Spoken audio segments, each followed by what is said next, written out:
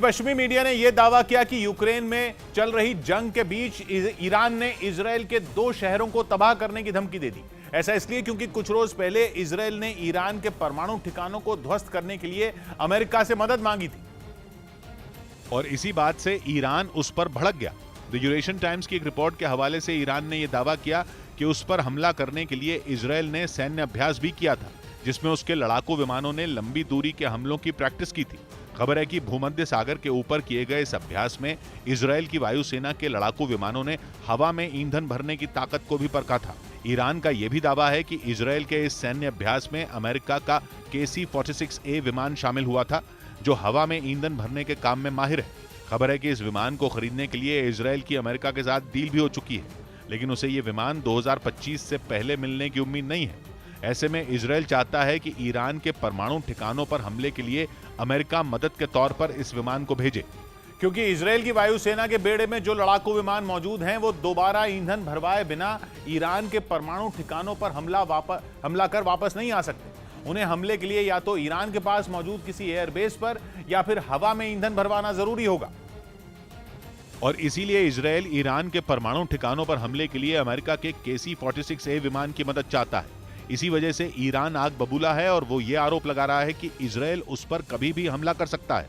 इसीलिए उसने ये धमकी दी कि अगर इजरायल ने ऐसी कोई भी गलती की तो उसके 2 बड़े शहर तेल अवीव और हाइफा को मिसाइल हमला कर बर्बाद कर दिया जाएगा।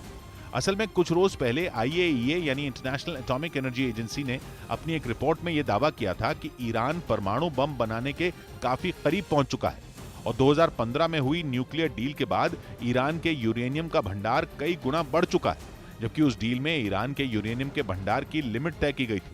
IAEA की रिपोर्ट में यह दावा किया गया कि 15 मई 2022 तक ईरान का कुल यूरेनियम 3809 किलो तक पाया गया, जो कि अमेरिका समेत कुछ पश्चिमी देशों के साथ हुई ईरान की परमाणु डील में तय की गई सीमा से 18 गुना से भी ज्यादा है। लेकिन ईरान IAEA की इस रिपोर्ट पर बिफर गया। उसने इस रिपोर्ट पर ही सवाल उठा दिए और इसका पूरा ठीकरा अपने दुश्मन इजरायल पर फोड़ दिया और आरोप लगाया कि इजरायल ने IAEA पर जबरदस्त दबाव बनाया था, जिसकी वजह से गलत रिपोर्ट तैयार की गई। लेकिन इजरायल के प्रधानमंत्री नफ्ताली बेनेट ने ईरान को झूठा करार दिया और उन्होंने 2 टूक कह दिया कि उनके पास चोरी छिपे ईरान में बनाए जा रहे परमाणु बम के तमाम सबूत मौजूद हैं। कुछ हफ्ते पहले यह खबर आई थी कि ईरान ने करीब 2 दशक पहले उसके परमाणु प्रोग्राम की जांच कर रही IAEA की खुफिया रिपोर्ट ही चुरा ली थी और अपने खिलाफ सारे सबूत मिटा दिए थे। हालांकि ईरान ने अपने ऊपर लगाए गए सारे आरोपों को बेबुनियाद बता दिया था, लेकिन इन दोनों देशों के बीच तनातनी तब और बढ़ गई जब ईरान के वैज्ञानिक अयूब इंतजारी की संदिग्ध हालात में मौत हो गई, जो मिसाइल और हमला करने वाले ड्रोन बनाने में जुटे थे। ईरान ने एक बार फिर इजरायल की खुफिया एजेंसी मोसाद पर हत्या का आरोप लगाया। ईरान का आरोप है कि इजरायल ने साजिश के तहत अयूब इंतजारी को एक पार्टी के दौरान खाने में जहर दिया, जिससे उनकी मौत हो गई।